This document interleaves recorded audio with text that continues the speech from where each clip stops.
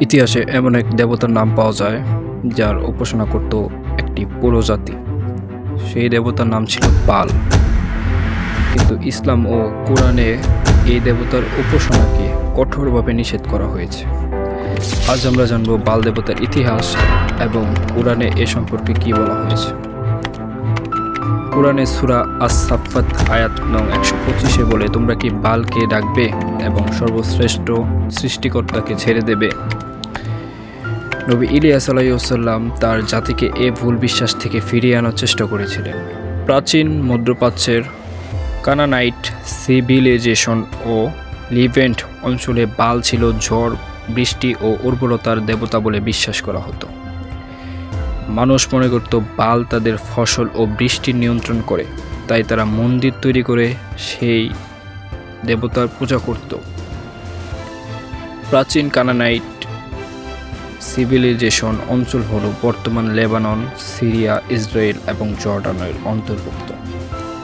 ইতিহাসে পাওয়া যায় যে প্রাচীন শহর পালমাইরাতে একটি বিখ্যাত বাল মন্দির ছিল, যার নাম টেম্পল অফ বাল নামে পরিচিত। মানুষ যেখানে পশু কোরবানি দিত, উৎসব করত এবং দেবতার কাছে বৃষ্টি ও ফসলের জন্য প্রার্থনা করত। এবার আপনাদেরকে একটি চাঞ্চল্যকর তথ্যের সন্ধান দেই। অ্যাপস্টিন ফাইল প্রকাশিত হওয়ার পর অনেকেই জানেন অ্যাপস্টিন একজন মূর্তির পূজা করত।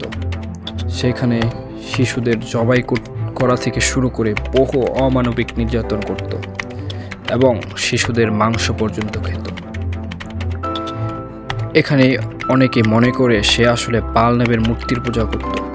ডোনাল্ড ট্রাম্প, নেতানিয়াহু থেকে শুরু করে বড় বড় বিলিয়নিয়াররা মনে করে তারা বাল নামক মূর্তির পূজা করে বলেই তাদের বড় বড় রাজনীতিবিদ ও বিলিয়নার। এসব তাদের বাল নামক দেবতাই তাদেরকে দেয়। আমি আপনাদেরকে আরও বিশ্লেষণ করে বোঝাই। তারা মনে করতেছে যে বাল নামের দেবতাই তাদেরকে এসব দেয়, মানে বড় বড় রাজনীতিবিদ বা বিলিয়নিয়ার হওয়ার জন্য বাল দেবতার তাদেরকে সাহায্য করে, বাট বাল দেবতাই তাদেরকে দেয়, তারা এটা মনে করে। এই কারণে তারা বাল দেবতাকে পূজা করে। এখানে তারা বিভিন্ন ধরনের পশু জবাই করে, এখন পর্যন্ত এটাই করে আসছে, বাট তারা চায় না এটা কেউ জানুক। এখন অনেকেই মনে করে ইরান ইসরায়েল যুদ্ধ শুরু মূল কারণ এই বাল দেবতা। ইরানই সবচেয়ে বেশি এই বাল দেবতার বিরোধিতা করে। এখন তারা চায় না এটা কেউ জানুক যে তারা বাল দেবতার পূজা করে।